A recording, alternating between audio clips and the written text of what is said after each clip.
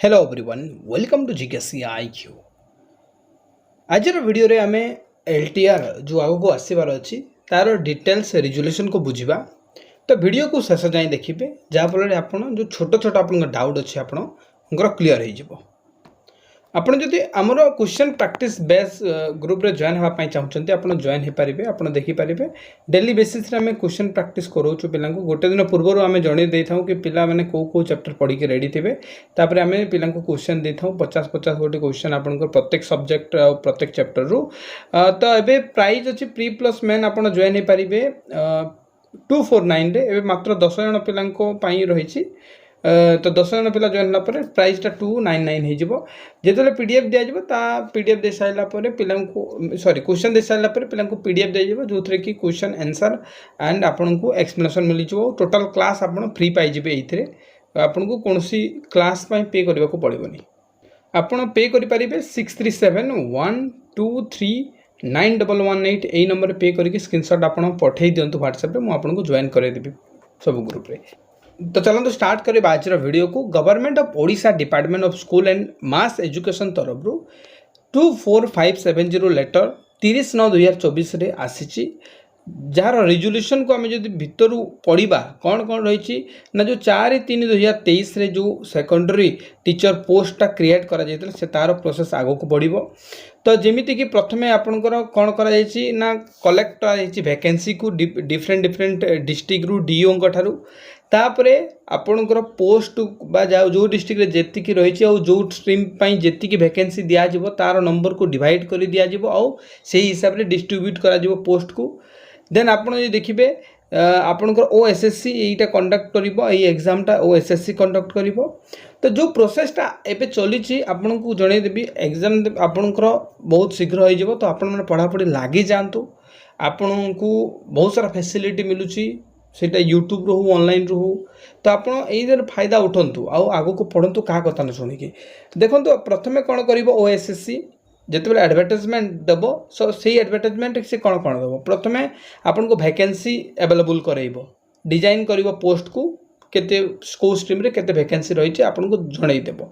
तापरे रिजर्वेशन विषय रे से देव सोशल कैटेगोराइज करिवो कि का जो हिसाब रे रिजर्वेशन मिले एससी एसटी एससी बीसी एई पिलां को से हिसाब रे से बनइबो। तापर पिला माने देखि पारिबे सैलरी से ई जगह मेंशन करिवो।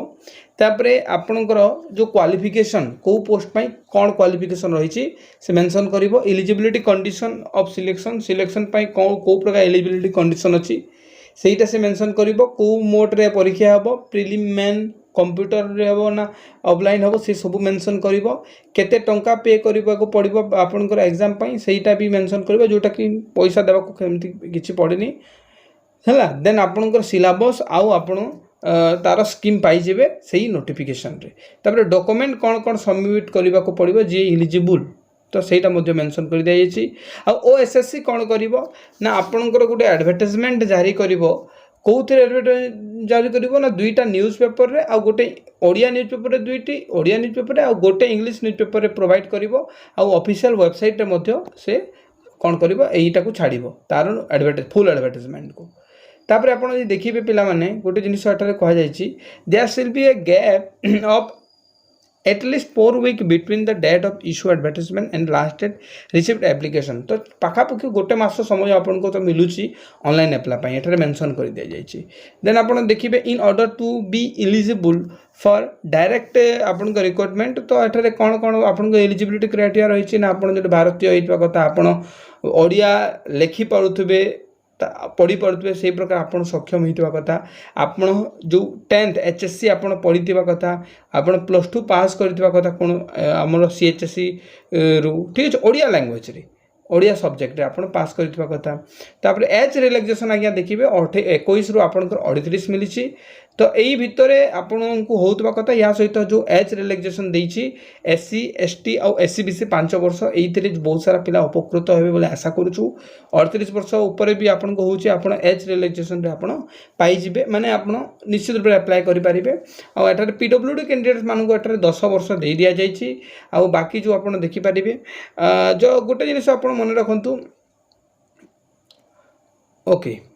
तो आपण जो माने बाहर बीडी करूछंती तो आपण ध्यान देबे एई जो प्रूफ गुड़ाक जो मागिची जमीक आपंकर होगा कि इक्विवेलेंसी कौन से रेकग्नाइज यूनिवर्सिटी ओडिशार मुख्यतः माने आपंकर कौन रेकग्नाइज यूनिवर्सिटी इक्विवेलेंसी रहा कथा एप्लिकेशन रहा कथा से जो जगह आप बीडी करछंती आउ रेकग्नाइज आपंकर एनसीटी सेटा आपंकर रेकग्नाइज होइतबा कथा रेकग्निशन होइतबा कथा ए तीन गोटी मुख्य जिनिस दरकार जो मैंने बाहर बीडी करूछंती ओके तापर तो सेमती किसी दरकार नहीं जोटा कि आ गोटे सब इम्पोर्टाट जिनिस OSSTT यानी आपणकर जो ओस्टेट रही से क्वालिफाई रहा कथा और यहाँ नवेम्बर पुणी आसूची ओस्टेट आप ओरी हूँ यही एग्जाम पूर्व आपंकर आसीज तापर आप देखु कौन रही ना एप्लिकेशन और सेमती किसी तो इम्पोर्टाट देखा जाऊनी सिलेक्शन प्रोसेस रे गोटे जिनिस देखिए एठारे आपणकर सर्टलिस्टेड करा कैंडिडेट को गोटे प्रोसीजर रे जेमिति कि पिला परीक्षा माध्यम रे बसा जिवो जेति कि मार्क रखिबो से हिसाब रे से सिलेक्शन करेइबे आ रिजर्वेशन विषय तो आप जानते आ डॉक्यूमेंट एबे तो हमको से सैलरी विषय में कही दूसरी आज्ञा देखो सैलरी आप देखिए तो आपन को मिल सैलरी जो आर्ट्स पिला साइंस PCM CBZ पिला मिल 35,400 टंका आउ जो हिंदी संस्कृत उर्दू तेलुगु ये पिला मिल 35,400 टंका आ PET बा फिजिकल एजुकेशन टीचर पिला मिल केते ना आपन को मिल 29,200 टंका है। तो ये कौन हम ना DA एंड अदर अलाउंसेस भी ये कौन है ना आपंकर एडमिसिबल हम है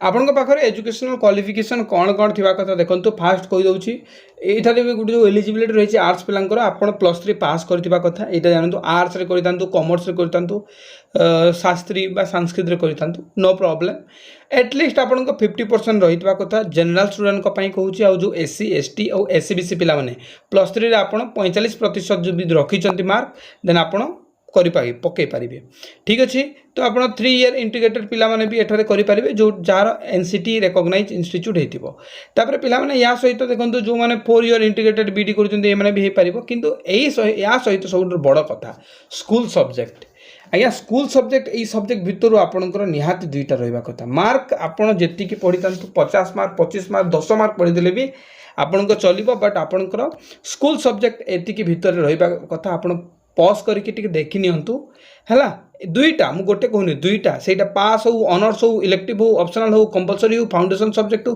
किसी भी हो आपंकर 2टा रही कथा ठीक से ही पिला माने साइंस पिलांकर रही आपन देखंतु एटलिस्ट 50% जनरल पिलांकर SC BC पिलांकर 45 हेले चलिबो ता तले जदि आज्ञा देखिबे आपनकर जो 2 स्कूल सब्जेक्ट एमती रहिबा कथा देखंतु एटा मेंशन कर दिया जायछि तो एई हिसाब रे रहिछि मन रखंतु ठीक अछि PET पिलांकर निजर देखि नियंतु उर्दू पिलांकर देखि नियंतु तो आपन तो समस्त देखिथिबे देखो ये रोचे आप वैकेंसी पोजीशन कि कौ जगह केते स्ट्रेंथ रही कौ कैटेगरी कौ स्ट्रीम TGT आर्ट्स पिला 1984 मिलूँ आप देखिए पिला माने PGT पिला PCM को 1020 तापर CBZ पिला 880 हिंदी पिला 711 संस्कृत पिला एठारे 729 तेलुगु 6टी उर्दू 14टी PET पिला 681 एमती पिला माने आपणकर 6025 वैकेंसी आपणकर मिलूँ टोटाल होगा देन आप निजर कैटेगरी हिसाब से जो देखिए